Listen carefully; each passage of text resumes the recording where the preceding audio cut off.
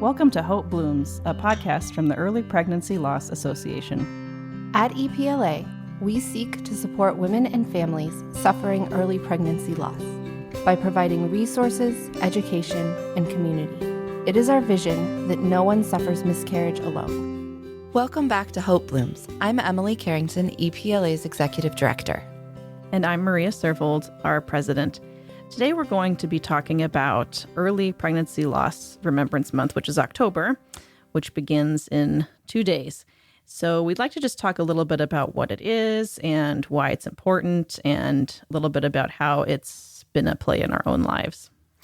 Yeah, so in 1988, I'm now reading the internet here, but President Ronald Reagan actually proclaimed October as Pregnancy and Infant Loss Awareness Month.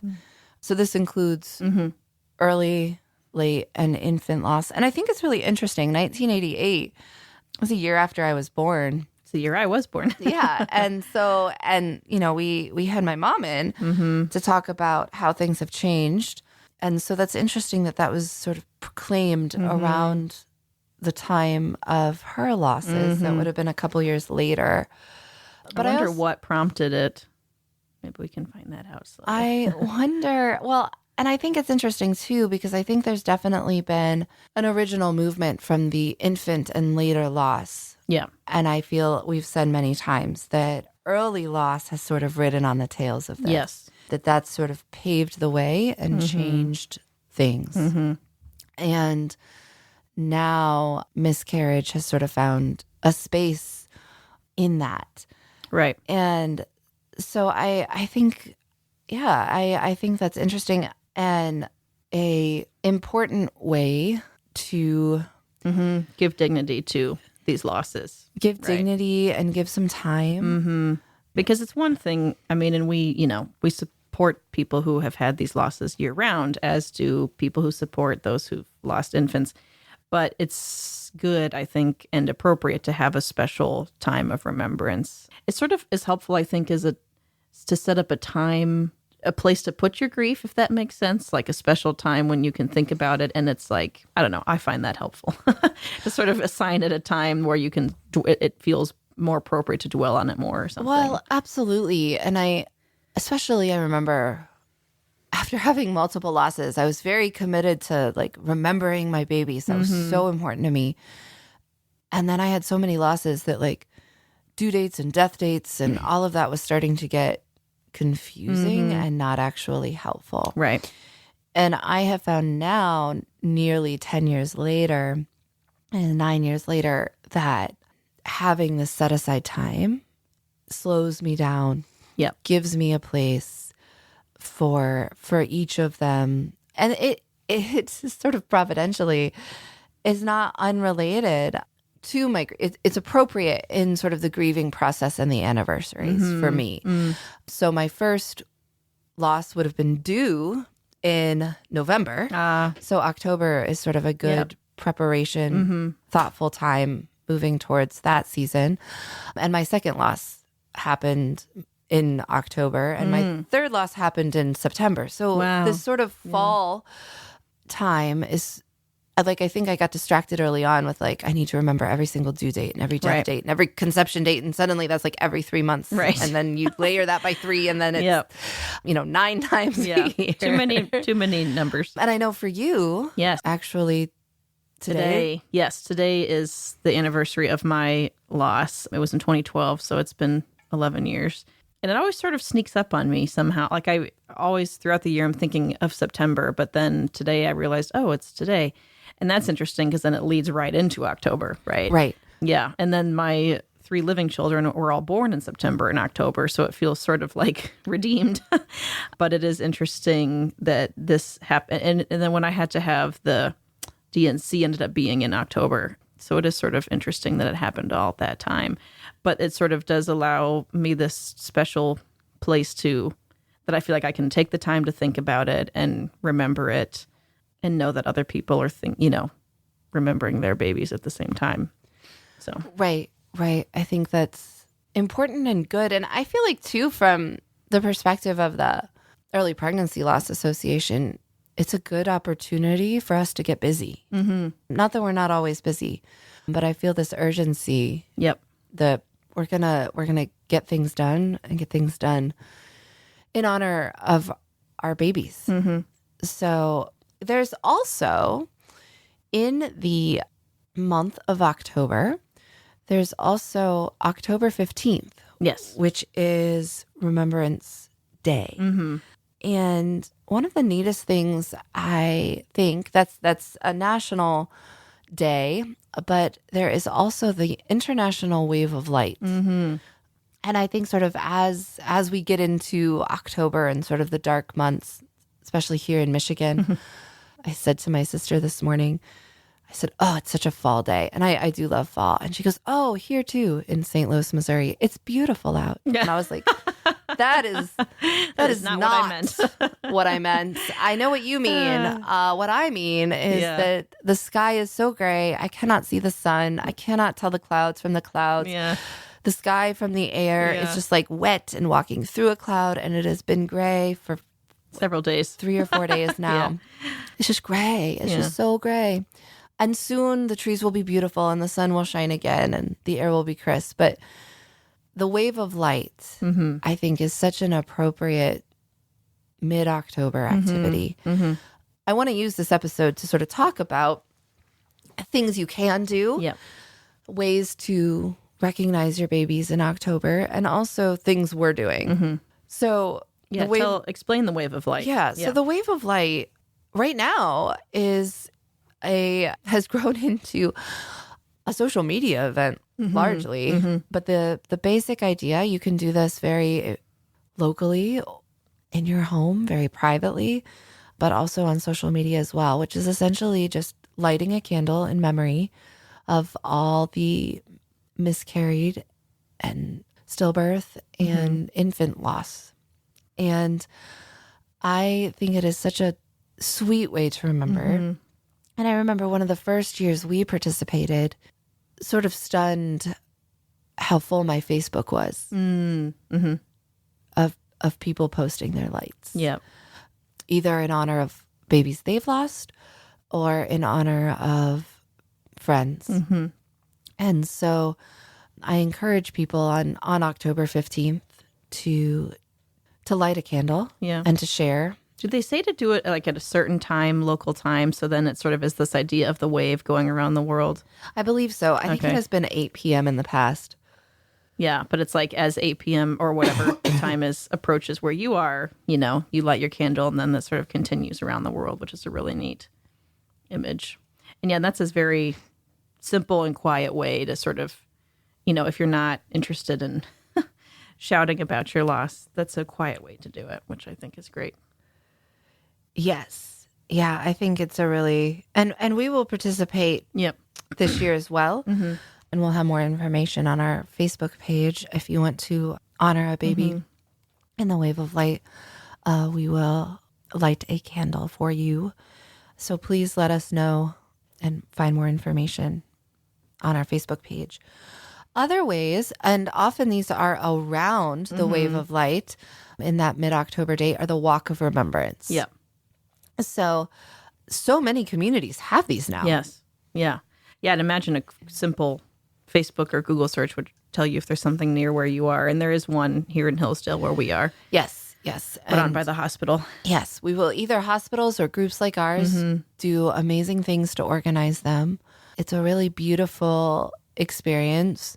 Ours, there is a short statements followed by a rose ceremony. And it's always well attended. And our hospital keeps the names of the babies in the book each year, so they're remembered. And it just always strikes me. We live in a really small town where obviously we know lots of people. And it always strikes me, names of babies who have been lost that I didn't know about or had been lost a very long time ago. Here we take a walk out to the lake, and I think last year we blew bubbles. This year, I think, is going to be the first year I take at least my oldest. Yeah. I think she's finally ready for that. And I think it'll be nice to have her out there.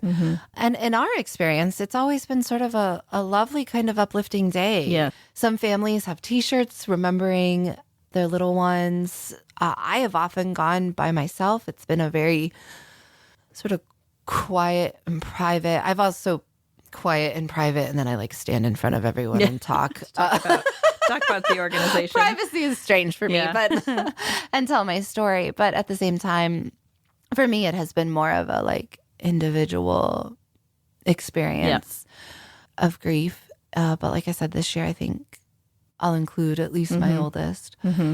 I think it's just a really great way to come together as a community. Yeah, I've always noticed when I've gone that there's people there who I don't know, because we don't know everyone in town. And so then it's sort of like by virtue of just what the event is, brings the people out of the woodwork who've experienced this loss, and like suddenly we can see and support each other. It's like we know they're there, but we don't necessarily know who they are throughout the rest of the year or whatever. And then suddenly they're there in front of us and we can be there for each other. And it's such a good way for the hospital to minister and care for these people. And I love that it in our community, it's actually hard. We keep saying like, what more can we do for you? And, the hospital's already got it and coffee's already provided. And it's just such a great way for them to say, we love you and we see you and we care. So those are really good ways. Other things, we've talked about this before, right? But just sort of taking time to honor. I think ceremony is so important in the human experience. And I don't think we do it enough anymore. Yeah.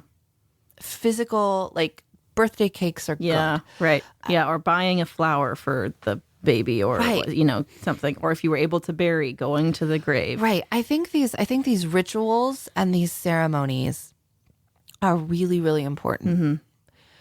And I think we sort of risk living at a time where everything is digital and everything is heady. And we're sort of told that like stuff doesn't matter. Yes. And right. Or don't I could find myself feeling like, oh, I shouldn't waste time on doing something like that, which is because in my deep inner self, wasting time is the worst thing.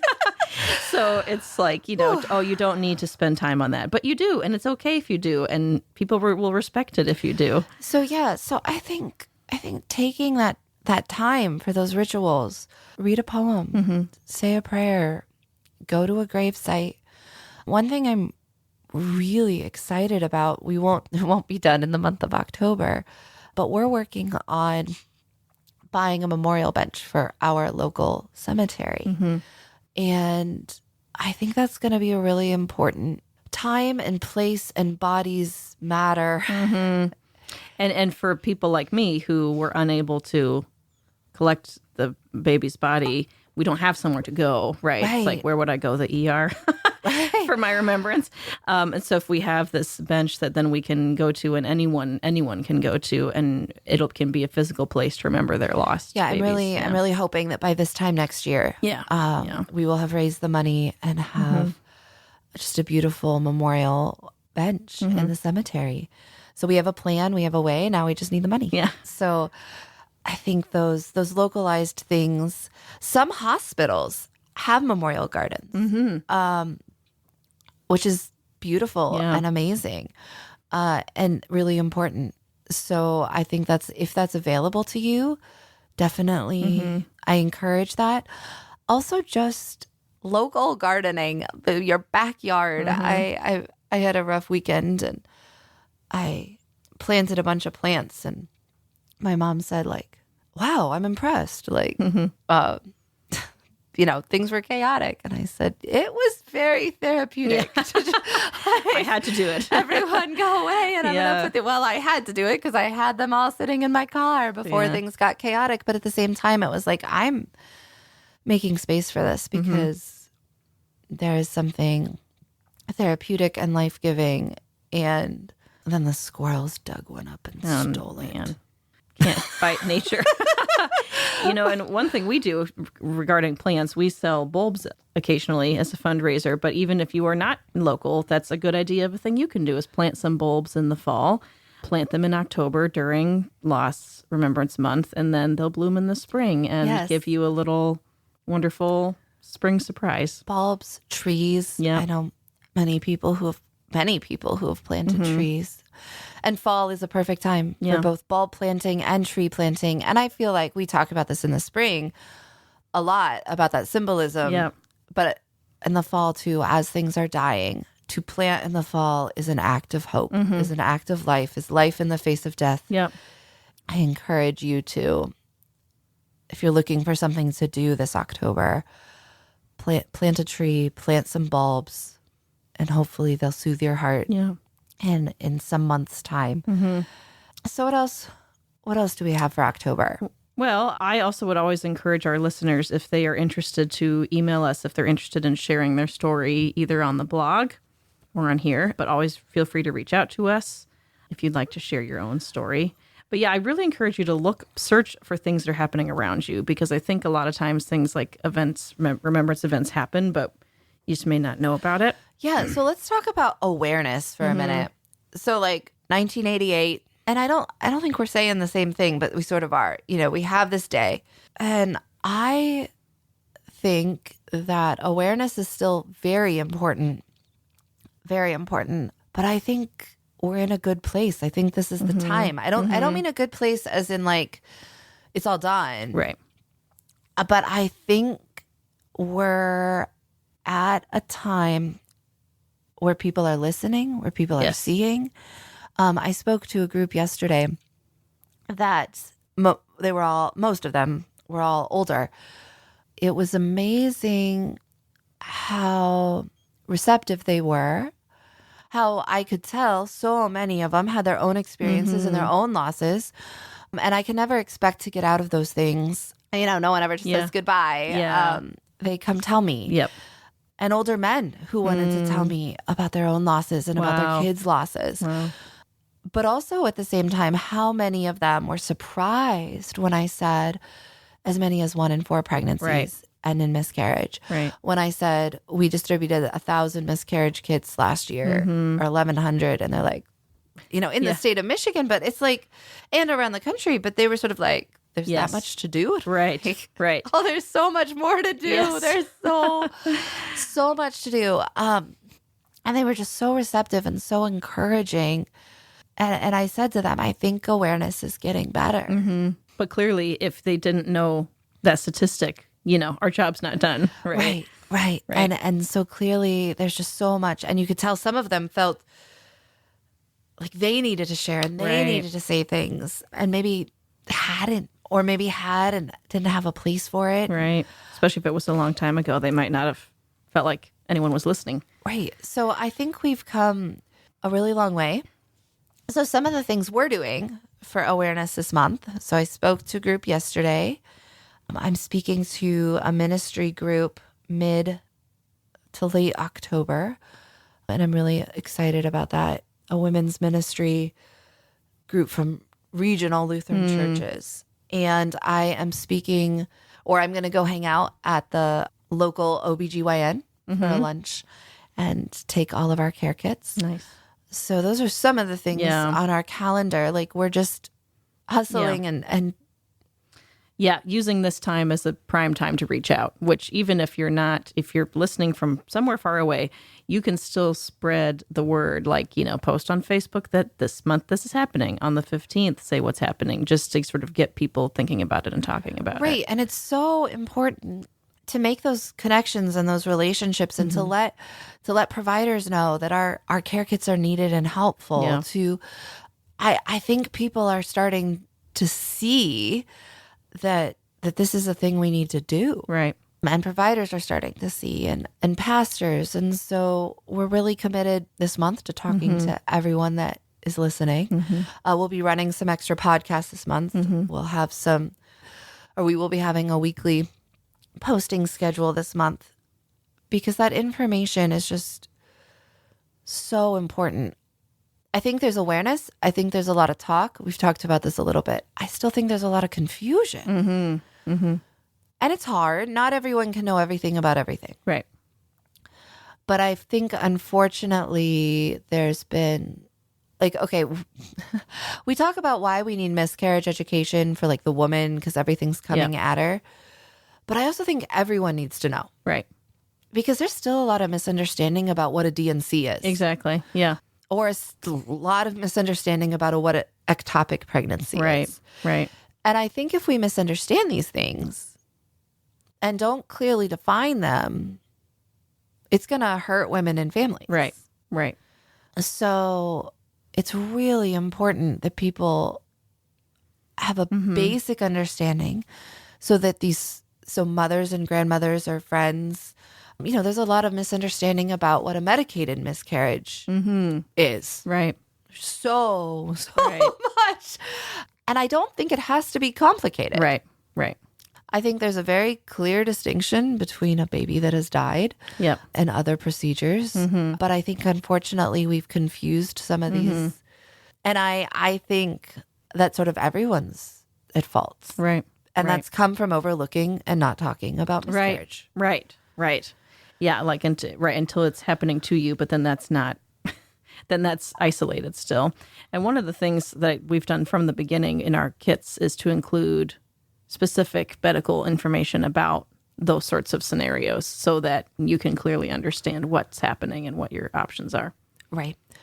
So also one of our other initiatives and goals is 100 care kits to Hillsdale County. We're working on it. We're getting there. That's a lot. They're sitting in my office, but that's getting us moving. And our vision is that everyone in Hillsdale knows where and how to get a kit. Yeah. And we're not there yet, but we're getting better. We also are sending 500 care kits to Metro Detroit this year. So that's very exciting. Yes, which it was super cool. It was last week, I guess. A whole bunch of college students helped us pack those kits. Oh my And gosh. Can we boys and girls, and they were so speedy. These guys, okay, well, they packed 500 kits in 90 minutes. Yeah. We could have done 1,000 in 3 hours, Yeah. but I used the other 90 minutes for them to help me clean up and carry kids Move back things to the around. office. And it was a good use of time. But can we talk about how amazing these students were? Obviously, well, not obviously, I don't mean it like that, but there were some girls and women there who were very mature. All of them were very mature. Yeah. And there were girls and women there who were very mature and very much understand. And I think this is important awareness. We probably had 50 to 75, maybe even 100 kids through. 50. Oh, yeah. We could get those numbers, but I don't know what they are. So that was awareness for even if they weren't thinking about it. Right. And they were all just like getting in assembly lines and going. And some of this stuff is easier than others to pack. So like packing the comfort items, right? Like it's tea, it's lip balm. You're packing it in a pretty little purple bag. Yeah. Packing the education information, they were packing so fast they weren't reading. Yeah. But then I have got these guys over on the assembly line just like ripping open packages of pads and just getting it done. Yeah. And they're not squirming and they are just like in it. Knowing what they're doing is important. Yeah. Yeah, And and letting then that be the determining factor in there. It was just amazing. Yeah, no one squirmed. No one was weird. They were all just sort of here for it. And I think that that's like a great, I don't know, maybe even generational marker. Yeah. You know what I mean? Right. I don't see my dad and grandpa just like packing pads for the sake of the family. Right? Right. Right. But there's, I think among the younger people, there's this understanding that like other people are going through things that I don't understand. Yeah. I mean, and they were also doing it for volunteer hours and competition but and they homecoming. still showed up. But they still showed up. Yeah. Again, there were other things they could have done and they came to that. Exactly. Yeah. Exactly. And they were just so great. And I was thinking too, that is such a circular benefit. There's 500 families that are going to receive care kits now because of these kids. Yeah. But we've also got 50, 20-year-olds who know so much more about miscarriage than I did at 20. Right. Just because they were there. Right. Exactly. You know. And then going forward into their lives, they can know that and tell others about it. And it's sort of exponential in its right. And power. like at any time that we're anywhere, you know, a faculty member came over and we had a really good long talk. And I think there's some relationship building and things that can go from there.